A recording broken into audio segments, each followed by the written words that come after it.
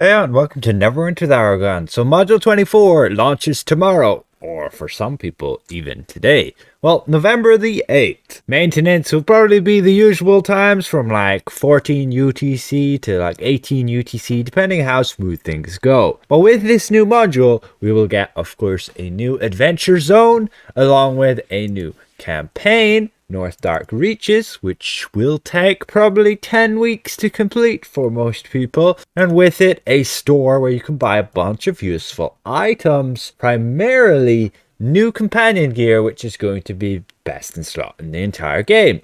On the bit of an expensive side, especially in terms of Astral Diamonds and bound to character, but nonetheless still the best stuff that we have to date. Otherwise, Temple of the Spider is coming back in a reworked format, new bosses, new mechanics, and there'll be a master version to boot, which many endgame players will be excited about to get grinding, farming the rewards. Ultimately, you can earn a bunch of items with this module that you'll actually be able to sell to other players, potentially make quite a lot of profit off that. Recommend checking my how to earn extra astral diamonds with module 24 video. Otherwise, you can check out the North Dark Reaches dev blog hub area where they go in depth about your inventory updates, your Temple of the Spider rework, and on top of that, the new lockbox coming and the heavy amount of wizard updates. Again, I've made videos to cover over everything, like including the exclusive achievement rewards you can get from Master Temple of the Spider, and then covering a lot of content with gameplay videos of the wizard in its buffed state.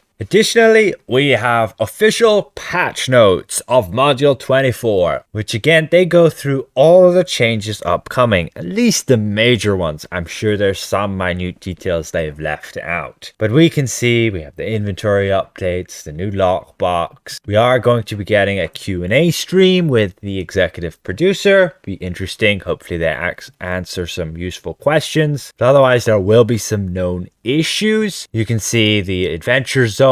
There's like this NPC who won't appear properly, which will like reappear in his cage. With Temple of the Spider, you might run into issues where you might receive extra boss currency. Actually pretty nice. You might remain in combat after defeating the second boss, and some barrel bombs, they might still look like they're there after you kill them. I have found that. And with the wizard bug where the shield spell is only absorbing 66% of the damage rather than all of it, and there's a delay on the shield after you activate it. A little bit annoying, I actually noticed that, but yeah, hopefully those get fixed in a later patch. And let's just go through the main important parts. The Rise of Tiamat meta achievement shall now consistently be gaining progress, and people who, let's say, got an achievement but didn't actually officially gain it in the journal, when they log in, they should obtain it. Some future event updates here. We'll go into those when the events actually come around. Your Demogorgon's reach should actually properly hit the target. Like in the trial of Zariel,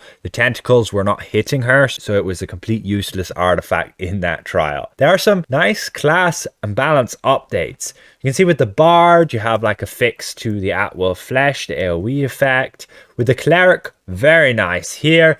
And it's definitely giving it actually some buffs where Anointed Army will no longer be modified by the target's critical avoidance value, so it will heal for a bit more. Astral Shield will now critically heal. Your Astral Shield's tooltip, that was just a tooltip update.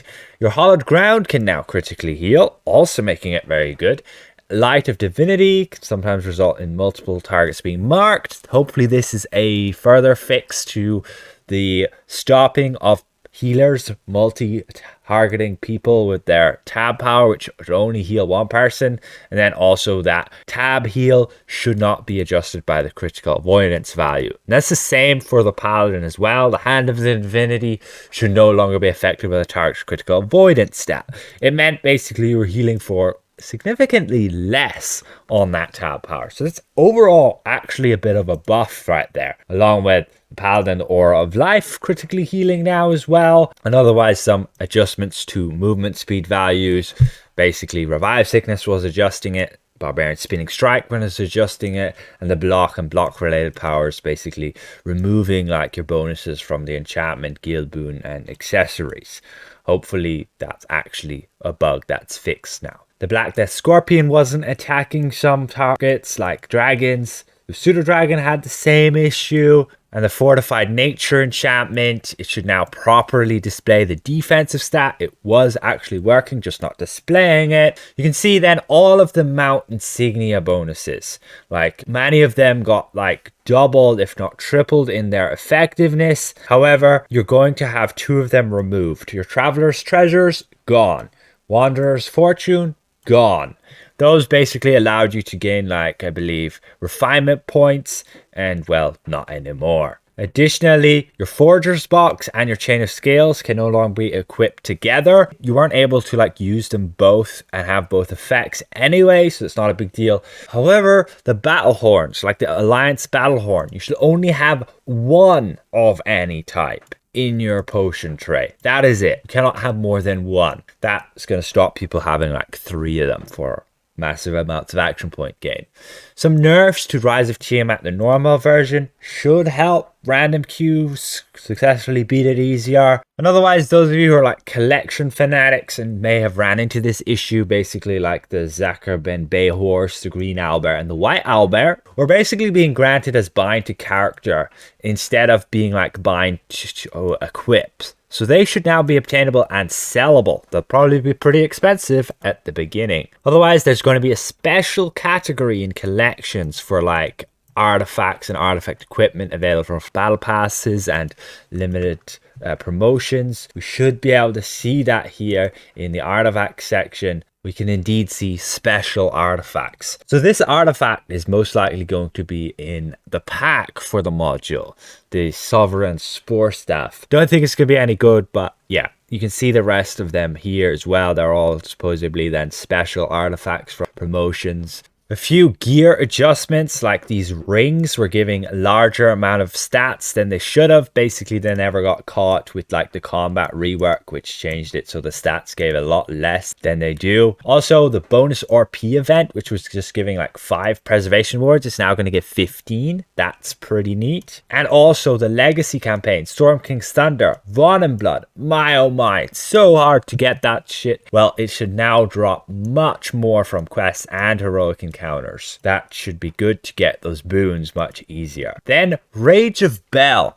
It's still a very good farm. You get daily companion upgrade tokens, and they basically increased the Infernal Secrets amount by doubling it to like 300, and also the rewards like the Elite Soldier, Slag Hound, Hound of the Forge. Those collectors again are going to be very happy to see that the drop rates have been increased. That's going to be very good to actually be able to obtain those rewards. And then Transmutes also increased, and the Ring of Bell also increased their drop rates.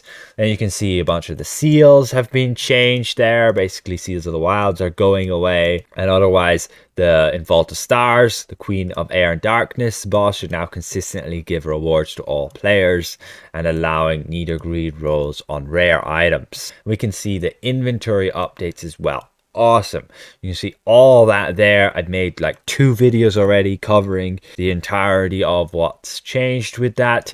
And ultimately we have like our search bar here where we can also filter it with options here, along with then sorting our bags, managing them much easier. We can also purchase more fashion item slots, a bit expensive from the Wondrous Bazaar though. And additionally, you'll be able to increase your shared bank space much more to 104 slots instead of what it was before, which I have no idea actually because I've never purchased shared bank slots. I know it would be useful, but I just can make do without needing to do that. And otherwise, very good to see those quality of life improvements. Just scrolling down through the rest of the updates there.